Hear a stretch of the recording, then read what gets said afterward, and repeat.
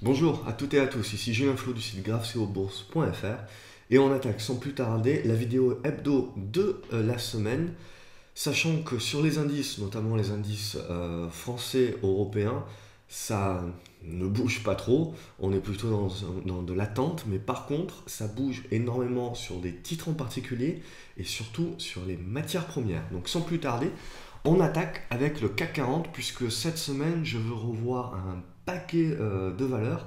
Donc comme d'habitude, on va revoir d'abord les grands indices, les matières premières et ensuite les différentes valeurs qui ont été soit retournées par mon logiciel d'aide à la décision comme étant intéressantes pour cette semaine, soit qui ont déjà été retournées les semaines précédentes sur des valeurs qui ont été donc recommandées et sur lesquelles on fait un suivi, soit également je suis des valeurs que vous me demandez de suivre et donc que j'inclus dès que je trouve qu'elles sont intéressantes, que j'inclus également dans mes analyses.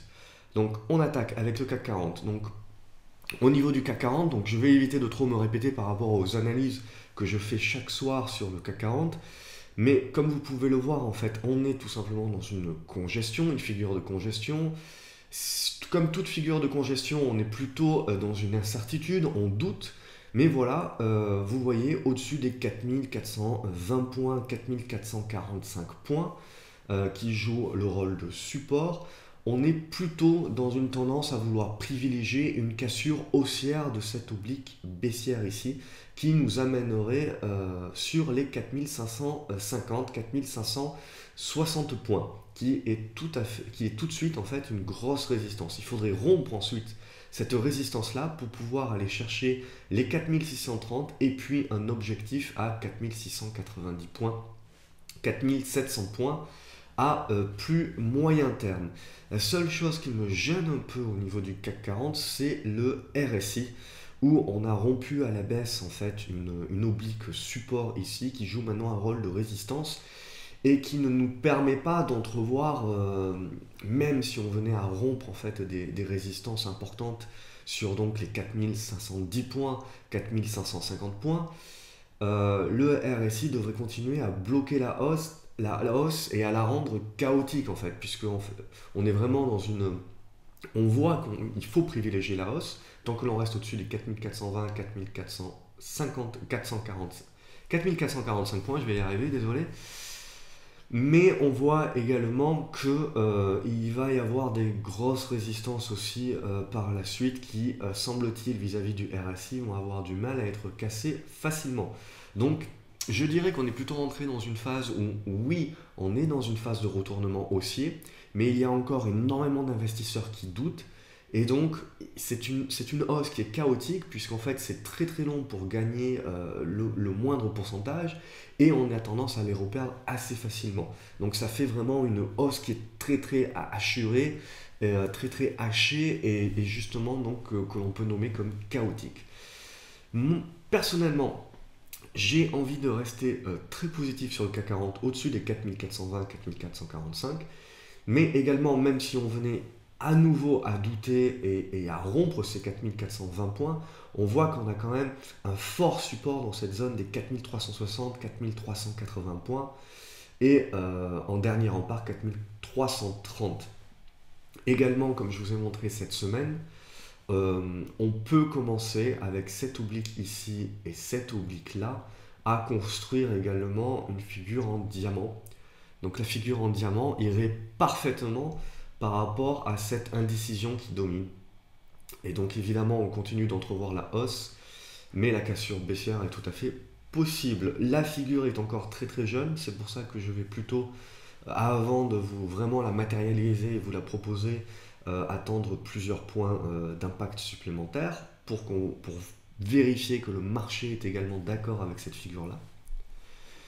Et donc voilà, ça c'était pour le CAC 40 et ce que je vous ai montré sur un graphique 1 heure, donc si on zoome sur le graphique 1 heure, ce que je vous ai montré dans l'analyse en fait, dans l'analyse de vendredi, voilà, je vais y arriver. La soirée a été un petit peu difficile, donc je vous demande de m'excuser si j'ai des petits moments d'absence. Et puis en plus, je pense que je suis en train de faire une rechute au niveau de mon rhume, donc je m'excuse par avance pour les petits bruitages qui sont pas forcément agréables. Mais on va essayer d'arriver au bout de cette vidéo hebdo. Donc, pour reprendre le CAC 40, donc sur le graphique 1 heure, on a ce biseau descendant. Ici, on le voit, donc on voit bien la force ici de notre support sur les 4430, 4330, 4435, 4445. Donc vraiment gros support ici. Et évidemment la résistance, maintenant 4470, 4480 à rompre pour revenir attaquer les 4510. Et c'est vraiment, on le voit, au-dessus de ces 4510, 4520 points que l'on pourra aller chercher à nouveau les plus hauts, 4560, 4570. Donc vraiment, on sent bien que la semaine prochaine, ça va être une semaine décisive, puisque on va avoir, on va dire, la cassure de cette figure en biseau qui va nous permettre de privilégier très certainement la tendance pour toute la semaine. Donc à observer avec beaucoup d'intérêt. Si on revient, avant de passer au pétrole, regardons le Dow Jones. Donc si on regarde le Dow Jones justement, en journalier, ce qui est intéressant de voir, c'est qu'on est pareil dans une figure d'indécision. Figure d'indécision, donc sous cette oblique baissière, on le voit. Il faudrait, pour reprendre le chemin de la hausse, rompre le niveau des 18 360, 18 400 points sur le Dow Jones pour réactiver la hausse. Et on le voit également rompre cette trendline baissière sur le RSI. Donc pour le moment, en phase d'indécision également sur le Dow Jones, attention, si on venait à rompre par le bas cette figure, donc les 18 100 points, les 18 000 points serviraient très certainement de support, mais derrière, on pourrait très certainement viser un retour sur 17 750 points. Donc vraiment, pareil, comme pour le CAC 40, on voit que la décision va avoir lieu cette semaine. Donc il va falloir être extrêmement prudent et observateur sur cette semaine sur le Dow Jones.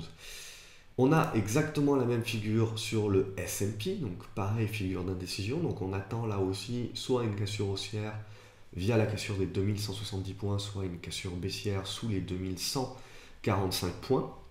Si on regarde au niveau des indices européens également, si on regarde le PSI, donc ça c'est le marché portugais. Donc marché portugais également, on est sous une oblique baissière long terme. Ce qui nous intéresse, c'est de rompre ici à la hausse pour engager le retournement. On a le même type de figure sur le marché espagnol, mais lui, le marché espagnol, il est dans une phase de retournement également. Mais voilà, on voit qu'ici, on a eu un gap qu'on n'a pas refermé, donc il faudrait en fait remonter au-dessus de ces 9000 points pour vraiment activer cette hausse et ce retournement haussier.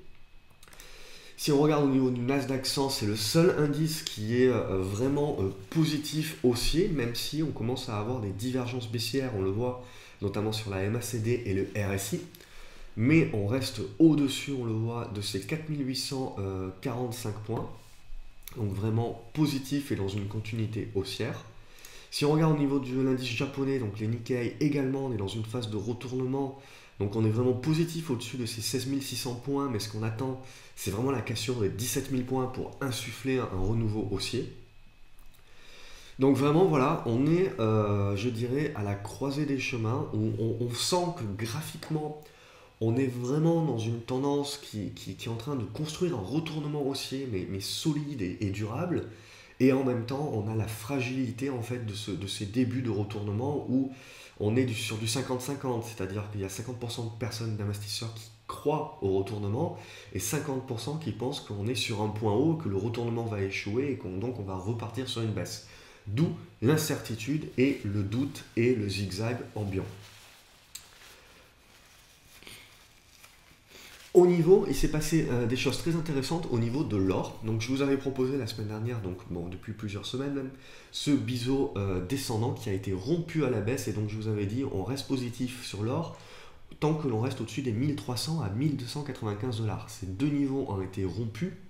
Et vous voyez, le marché les avait identifiés également comme de solides supports puisque dès la rupture de ces niveaux-là, la baisse s'est accentuée. Et donc maintenant on revient sur une zone support où les traders court terme vont pouvoir jouer un rebond technique. Mais clairement le RSI, on le voit avec cette trendline baissière, nous montre que la hausse que nous avions entrevue au début de l'année, et donc cette tendance haussière qui s'était construite, vient d'arriver à son terme. Et donc maintenant, il va falloir patienter certainement plusieurs mois avant que l'or reconstruise une figure de retournement haussier qui sera validée par la cassure à la hausse, on le voit, de cette trendline baissière. Donc tant que le RSI est sous cette trendline baissière, l'or n'est plus un achat moindre risque. Il en va de même pour l'argent, qui a également rompu sa figure de consolidation à la baisse. Également, là, les traders peuvent, sur la zone des 17 $, on le voit, jouer un rebond technique. Mais également, à plus long terme, je pense qu'il va falloir être beaucoup plus réservé sur l'argent. Au niveau du gaz naturel, on est positif, on reste positif, on le voit. On a rompu notre oblique baissière qui a servi de support, donc on reste positif au-dessus des 2,90 $. On a la hausse dorénavant qui se poursuit. On arrive dans une zone, on le voit ici avec ce gap, une zone de résistance. Donc ça devrait un petit peu bloquer, mais si ça passe, on devrait pouvoir justement revenir sur ce niveau des 4 $. Au niveau du sucre, ben là on a cassé à la hausse, on le voit, on a rompu à la hausse cette oblique baissière et donc on est dans une continuité haussière. Au niveau du blé, on a rompu notre biseau descendant, donc on est dans une phase de stagnation et on passerait en rebond technique au-dessus des 410 $. Et on devrait pouvoir revenir sur les 440 $, ce qui devrait permettre à des titres comme Agrogénération, on va y revenir, d'un petit peu reprendre du poil de la bête. Au niveau du maïs, pareil, on est dans ce rebond. Donc au-dessus des 335 $, on le voit, on est dans un bon niveau de support. On est dans un rebond technique évidemment, tant qu'on n'arrive pas à revenir au-dessus de cette zone des 380 $, on n'est pas dans un retournement haussier moindre risque. Donc pour le moment, on est plutôt dans un retournement de court terme. On est positif sur la capacité du titre, enfin pas du titre, pardon, du maïs à rebondir et à venir chercher très certainement cette zone ici des 355 à 360 $. Au niveau du pétrole, donc je vous avais engagé sur le fait qu'on allait casser notre oblique baissière, ça a été le cas, et ça a aidé notamment les valeurs pétrolières à fortement rebondir. Donc maintenant, on est dans cette validation de retournement haussier de manière durable au niveau du pétrole. On reste positif au-dessus des 46 $ qui vont jouer leur rôle de support et on vise un retour et un test sur les 54 $. Au niveau du Brent, on a exactement la même chose. On est positif potentiellement. On peut avoir un pullback et un retracement dans la semaine à venir qui permettrait, sur un retour des 49 $ et une tenue de ces 49 $, de pouvoir accumuler pour jouer justement un retour pareil sur les 57 à 58 $ pour le Brent. Au niveau du cuivre, on est toujours dans notre grosse figure ici, on le voit, d'indécision et de stagnation et donc de triangle symétrique. On est positif sur une cassure à la hausse tant que l'on reste au-dessus des 2145 $. Donc on est en train de flirter avec notre zone de support et la semaine prochaine donc, va être très très intéressante, surtout si on est capable de tenir ce support là. Au niveau de l'euro-dollar, voilà, pareil. Donc également la semaine prochaine, on va avoir une décision qui va être très très intéressante puisque on arrive à la fin de cette figure de congestion ici en triangle avec notre oblique baissière. Donc pour que l'euro-dollar retrouve une tendance haussière pour viser un retour sur les 1,15, il faudrait donc rompre ces 1,1250. A contrario, on le voit, rompre le niveau des 1,1120, 1,11 reviendrait à relancer une tendance baissière en premier lieu vers un retour vers les 1,09 et si on venait à les rompre, très certainement des retours vers les plus bas. Donc ça, c'est ce qu'on pouvait dire au niveau des indices et au niveau des matières premières et de l'euro-dollar. Et donc on passe tout de suite aux valeurs parce qu'il y en a pas mal à voir maintenant. On commence à avoir Une liste assez exhaustive, je dirais, peut-être trop certainement. Agrogénération, donc agrogénération, tant qu'on le voit, on est dans un biseau descendant dorénavant. On a un bon support sur les 29 centimes d'euros. On devrait avoir, on commence à avoir du volume, etc. Donc avoir une volonté de rebond technique, mais c'est un achat qui devient moins de risque uniquement au-dessus des 36 centimes d'euros. Air France également, on attend toujours le support. Les 4,60 tiennent bien en termes de support. Mais ce que l'on attend vraiment pour valider un rebond technique court terme, c'est une remontée au-dessus des 4,84, 4,85 et surtout au-dessus des 4,97 pour viser un retour sur les 5,26. Évidemment, c'est un rebond technique court terme que l'on vise et non pas un rebond durable dans l'état actuel des choses.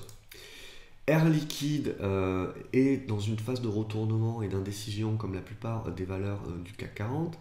On est en train de revenir sur ce support, donc il va falloir observer les 92,70, 92,80 la semaine prochaine et leur tenue.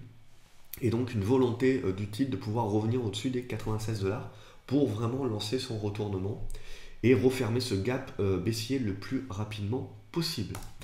Arcos, donc je vous avais dit que j'avais placé un ordre qui n'a pas été validé sur les 1,51.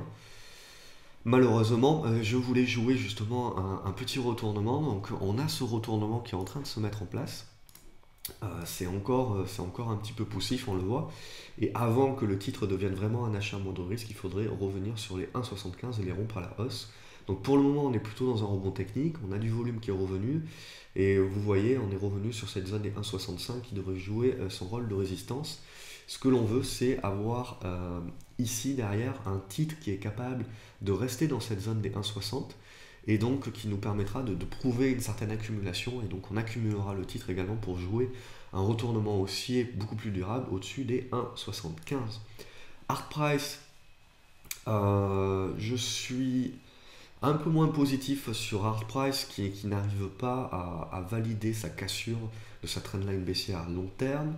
On est dans un squeeze actuellement, on le voit entre les deux moyennes mobiles, mobile 50 en support, mobile 20 en résistance. Donc clairement, c'est une position qu'il faudra vendre à court terme sur cassure des 11,40, car il y aura une forte probabilité de revenir sur cette zone des 10,70, 10,75, où on pourra, je pense, reprendre le titre dans une dynamique de long terme. Il vaut mieux conserver et potentiellement accumuler si le titre venait à revenir sur les 10,70. C'est une valeur qui est très spéculative, il n'y a pas beaucoup de volume, donc évidemment pas plus de 5% de votre portefeuille là-dessus. AvantQuest, c'est pareil. Ce qui est très intéressant sur AvantQuest et qui quelque part ramène un petit peu de l'intérêt sur le titre, c'est qu'on est passé à une cotation au centième. Donc c'est beaucoup plus facile de rentrer et de sortir du titre. Donc ça c'est très très intéressant. Par contre, ce qui est un peu moins intéressant, vous voyez, c'est que la MACD est en train de donner un signal vendeur. On est en train de plutôt se retourner à la baisse au niveau des moyennes mobiles, voilà, et il nous reste les 10 centimes d'euros en strong support. Donc également, méfiance sur ce type de titre. Ce n'est pas moins de risque tant qu'on n'auront pas, on le voit, les 14 centimes d'euros. Donc il y a des résultats qui vont arriver également à la fin du mois, donc c'est un titre qui est assez spéculatif. Il y a un bon chiffre d'affaires, il y a une bonne recovery en cours, mais il n'y a toujours pas de bénéfices, et c'est ce qu'attend le marché, et c'est ce type de nouvelles-là qu'attendra le marché pour rompre les 14 centimes d'euros. Donc en attendant, on reste positif, on reste sur du moindre risque. À court terme, on est un peu fragile tout de même, mais au-dessus des 10 centimes d'euros, on reste positif. Excusez-moi. Aviation Latécoère, pareil, je suis très positif au-dessus des 3,40 €. Pour moi, on est dans une accumulation de titres. Ce que je cherche pour valider le signal d'achat long terme, c'est une cassure des 3,70 à 3,80 € pour pouvoir initier un retournement beaucoup plus durable sur Aviation Latécoère. AXA, donc la plupart le secteur financier, le secteur bancaire, donc ont parfaitement aidé le CAC 40 à rester à flot. Donc par contre, on commence à arriver sur des zones de résistance maintenant. Donc c'est là justement où on peut se poser la question de très bien, alors quel va être le catalyseur, étant donné que les bancaires et les financières ont très certainement un petit besoin de souffler, même si elles ont validé leur retournement, qu'est-ce qui va prendre le relais cette semaine sur le CAC 40? Moi je pense énormément à l'automobile, aux télécoms et aux pétrolières également qui devraient consolider. Donc on est quand même dans une bonne dynamique ici de retournement. On commence à avoir une certaine congestion de support sur la zone des 19,20 €. Donc on reste positif, même si on le voit, on n'est toujours pas en train de refermer ce gap baissier ici. Donc est plutôt dans une dynamique en biseau ascendant. Donc le biseau ascendant c'est toujours une figure assez dangereuse puisqu'elle a tendance à rompre par le bas et donc lancer plutôt des signaux baissiers. Mais on est plutôt en train de chatouiller le fait de la rompre par le haut, et quand on rompt par le haut un biseau ascendant, c'est très très positif pour la suite et ça valide un retournement, et on le voit ce retournement ici, il est en train de se construire vraiment sur cette zone des 19 €. Donc c'est vraiment cette zone là qui va jouer un rôle de pivot et qu'il faut observer. Beneteau également, on est dans une phase de retournement, donc je suis positif et je vais certainement revenir sur la valeur puisqu'en plus on commence à avoir du volume qui revient. Donc au-dessus des 9 € on reste positif. On a eu les 3 dernières séances ont été intéressantes avec une bonne remontée et une bonne tenue des 9,20 €, on le voit. Ce qui nous manque maintenant c'est rompre les 9,50 € pour pouvoir aller chercher cette zone des 10 € où vraiment on va batailler avec une grosse résistance pour vraiment derrière l'affranchir et valider, si tel est le cas, un retournement haussier. Bolloré également, on est dans une phase de consolidation. Ce que l'on attend, c'est un retour au-dessus des 3,18, 3,20 € pour pouvoir également mettre en place ici un retournement haussier. Carrefour est en train de mettre en place un retournement haussier. Je reste positif au-dessus des 22,70 €. Ce que l'on attend maintenant, c'est une rupture des 23,75 €, 23,80 € pour pouvoir commencer à initier un retournement haussier en objectif 26 €. CGG, donc la semaine dernière, j'avais été très positif sur le titre. On arrive sur des zones de résistance. Potentiellement, le titre devrait souffler, mais à long terme, on reste positif puisqu'on le voit, on a une bonne congestion de toutes les moyennes mobiles sur cette zone des 22,50 € qui va jouer maintenant 22,50 €, 22,80 €, qui va jouer son rôle de strong support. Crédit Agricole, pareil, donc on a ce retournement qui est en train de se mettre en place. On est positif au-dessus des 8,80 €.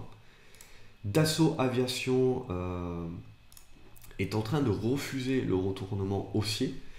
Donc attention, on peut rester positif néanmoins au-dessus des 970 €. Mais bon, c'est une valeur qui est quand même très très chère, hein, à 1000 € l'action. C'est pour du portefeuille, pour du gros portefeuille, on va dire, et pour du fonds de portefeuille.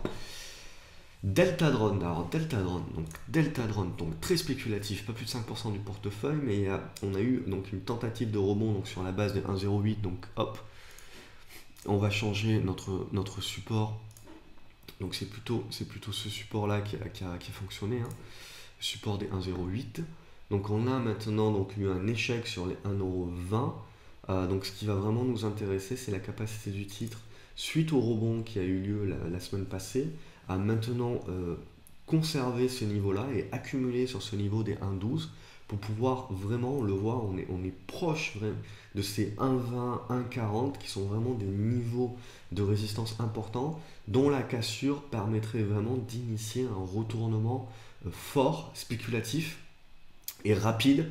Donc vraiment pour moi Deltadron à observer cette semaine puisqu'on n'est pas loin d'une phase d'accumulation qui entreverrait ce genre de séances qui sont complètement folles.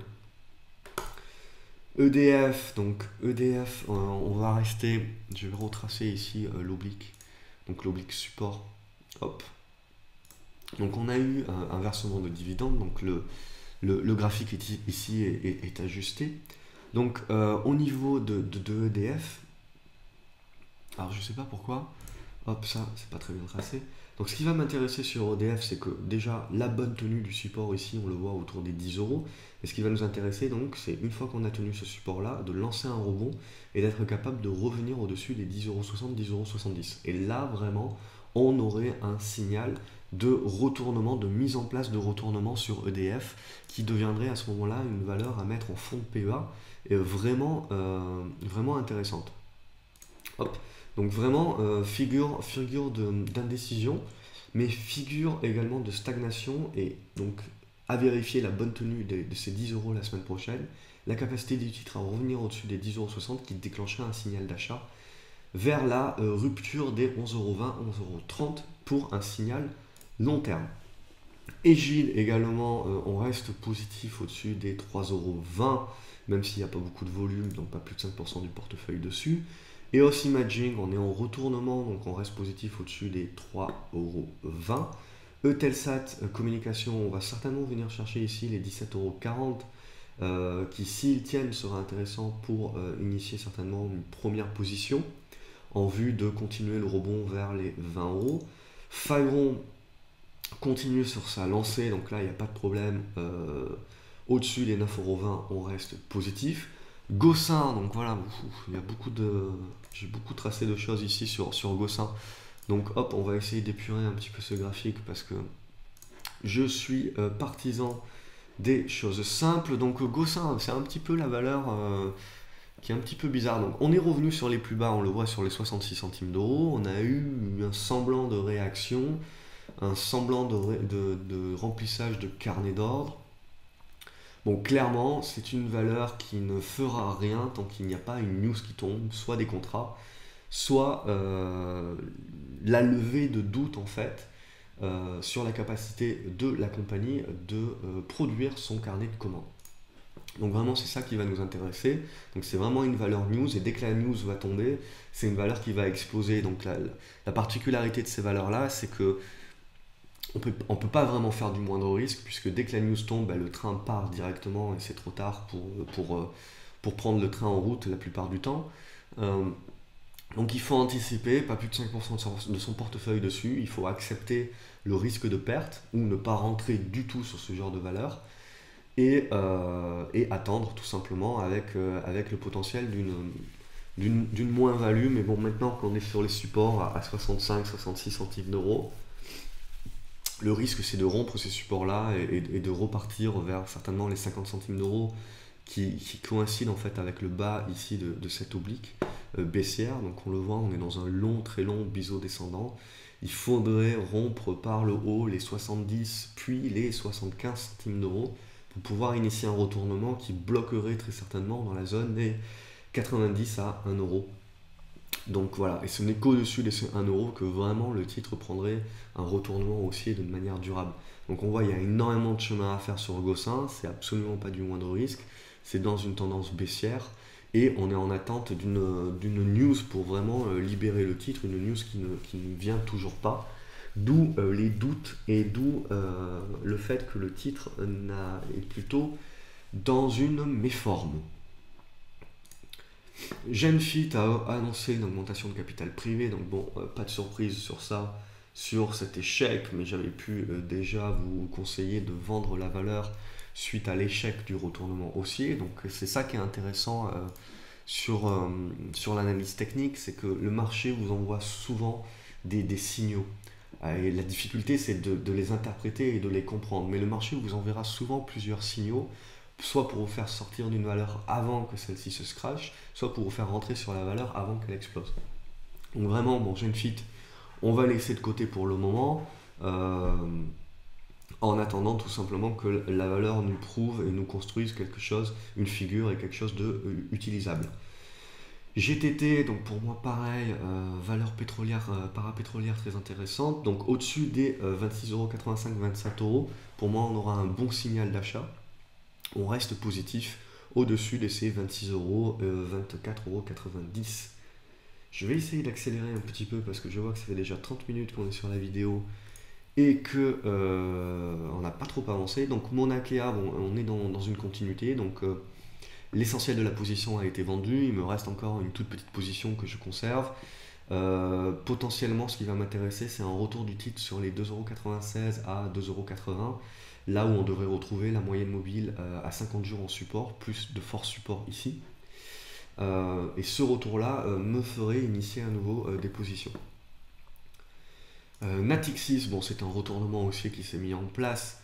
Donc contre la plupart des... Si vous écoutez un petit peu les experts, etc., la plupart des gens étaient très négatifs sur les bancaires. Donc voilà, c'est ce que j'aime bien faire. J'aime bien prendre le contre-pied justement grâce à l'analyse technique de ces soi-disant experts, juste en jouant des retournements comme ça. Donc on voit les bancaires maintenant vont certainement souffler parce qu'elles arrivent sur des niveaux de résistance, mais ils sont en train de valider le retournement haussier au-dessus des 4 €, 4,15 € pour Natixis. Neopost également, on reste positif au-dessus des 22 €, rien à dire. Nirstar est en train de flirter avec la cassure de son trend baissier, donc également je crois au retournement de cette valeur là, mais le moindre risque ça sera au-dessus des 7,20 €, 7,50 €. Onxeo, bon pareil, comme pour Genfit, on va attendre qu'une figure se construise avant de se repositionner. Orange, on flirte également avec les supports, mais on a eu une bonne fin de séance sur la séance de vendredi. Ce qui va m'intéresser, voilà, c'est la tenue de ces 13,50 €, très important, et derrière la rupture de ces 14,15 € qui permettrait d'essayer de lancer le retournement. Peugeot également, suite à être en train de mettre en place son retournement et en train de revenir sur une zone support, donc tant qu'on tient, on le voit, cette zone des 13,40 €, 13,50 €, je reste positif. Prologue, on est toujours en train de se batailler avec dans notre biseau descendant ici. Je reste positif, mais il faudrait que la valeur rompe une fois les 1,02 € puis 1,07 € et se maintienne dans ce niveau-là pour construire vraiment une accumulation haussière. Sequana, tendance baissière indéniable long terme. Ce qui peut nous intéresser, c'est une cassure des 1,76, 1,77 ici pour jouer un retournement haussier spéculatif vers la zone des 2 €. Société Générale, pareil, dans un retournement haussier, on reste positif au-dessus des 31,40 €. Soitec également, je reste positif au-dessus des 79 centimes d'euros. Stentis également, on est dans une accumulation, on est positif au-dessus des 2,75 €. Ce que l'on cherche vraiment, c'est une cassure, voilà, de ces 3 €, puis des 3,20 €, 3,30 € pour pouvoir initier un retournement sur les 3,90 €. Transgène, exactement la même chose, on reste positif au-dessus des 2,75 €. On attend vraiment que le titre soit capable de sortir de ces 3,20 €, 3,30 € pour aller chercher les 3,50 € et mettre doucement mais sûrement en place son retournement haussier. Valourec devrait souffler après le retour sur les 4,60 €, mais voilà, le retour sur Valourec sur les 4,18 €, 4,20 € devrait être intéressant. Villemorin et compagnie, voilà, je vous avais dit suite à la mise en échec du retournement à laisser tomber, à rester à l'écart, et donc on se maintient à l'écart. Zodiac Aerospace, on reste positif au-dessus des 21 € dans cette capacité du titre, en rompant les 22,50 € à pouvoir initier un retournement aussi beaucoup plus durable. On passe à la seconde partie. ESSO, bon, il n'y a pas beaucoup de volume, donc c'est vraiment juste pour la beauté graphique. Donc ce qui va nous intéresser au niveau du retournement, c'est uniquement la capacité du titre à rompre les 37,30 €. Euronext, pas grand chose à dire, on a une rupture, on le voit, des 38,50 € ici, et on a une rupture des supports des 37 €, donc on restera à l'écart pour le moment. Europa Corp, ce qui va nous intéresser, c'est la tenue des 3,80 €, 3,85 € pour jouer une nouvelle volonté haussière vers la zone des 4,60 €. Europcar, à ne pas confondre, également dans une phase de retournement, donc on est positif au-dessus des 8 €, et ce qu'on attend, c'est la capacité du titre à rompre, c'est 8,90 €. Ingenico qui a eu une bonne séance vendredi, donc certainement de fin de baisse et de mise en place d'un rebond haussier, donc rebond spéculatif qui, je pense, ne devrait pas aller bien plus haut que les 76 €, 76,50 € à observer. Intégragène également dans une phase de retournement, donc pour moi très très intéressante, surtout sur la capacité du titre, à rompre les 3,50 €, on reste positif au-dessus des 3,20 €. Intrasense, on est à peu près sur la même physionomie. Ce qui va nous intéresser, c'est un signal d'achat moindre risque au-dessus des 90 centimes d'euros. Logic Instrument également, beaucoup de volume et on est dans une phase de retournement. Donc ce qui va nous intéresser, c'est de prendre potentiellement une position sur un retracement au niveau des 65-64 centimes d'euros et de jouer la hausse au-dessus des 75 centimes d'euros pour un retour dans cette zone des 95 centimes d'euros. Lucibel, que je vous avais recommandé la semaine dernière dans cette zone des 2,60 €, donc a rompu la résistance des 2,70 € et dans de forts volumes, donc on est allé chercher les 4 €. Valeur américaine, Maxwell Technologies. Donc là, ce qui va nous intéresser également, c'est la capacité du titre à tenir ces 5,21 $. Donc, et derrière, à pouvoir initier son retournement au-dessus des 5,70 € et donc de devenir moins de risque au-dessus des 5,70 €. Mais vraiment, ce qui va nous intéresser à court terme, c'est surtout la capacité du titre à tenir les 5,20 $. Je reviens sur le marché Medacis. Donc pareil, donc là marché Euronext. Ce qui va nous intéresser, c'est la capacité du titre à tenir ces 45 centimes d'euros et voilà, avec du volume qui est en train d'initier un retournement qui devrait nous permettre de revenir dans cette zone des 65 centimes d'euros. Netflix, retour sur le marché américain que je commence à suivre sur quelques valeurs. Netflix également a mis en place donc son retournement, on reste positif au-dessus des 100 $. Nokia, donc Nokia, je voulais jouer à ce retournement ici, mais on a eu donc un échec et une rupture de tous les supports. On a eu une réaction, on le voit sur la Bollinger basse et ce support des 4,77 €. Donc on devrait avoir un rebond technique, mais vraiment, nous, ce qui va vraiment nous intéresser pour jouer un retournement un peu plus durable et long terme, c'est la capacité du titre à rompre ces 5,17 €, 5,18 €. Novacite, donc que je vous proposais cette semaine, donc dans une phase également d'accumulation et de retournement, on a du volume. Pour moi, c'est intéressant.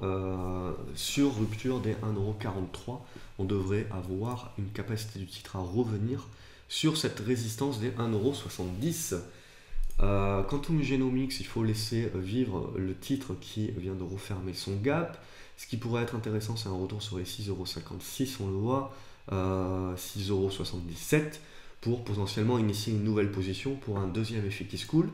Renault également dans une phase de retournement et Peugeot, je dirais, est en avance par rapport à Renault pour une fois. Au-dessus des 74 €, on reste positif. Rubicon, qui est une valeur américaine également, retournement en cours. Donc ce qu'on va observer, c'est la capacité du titre à rompre ces 67 centimes de dollars, puis derrière surtout les 78 centimes de dollars pour initier très certainement un retournement haussier qui ira chercher les 1 $, 1,05 $. Sanofi, donc pour moi, ce qui nous intéresse dans un retournement, c'est de revenir au-dessus des 71 €.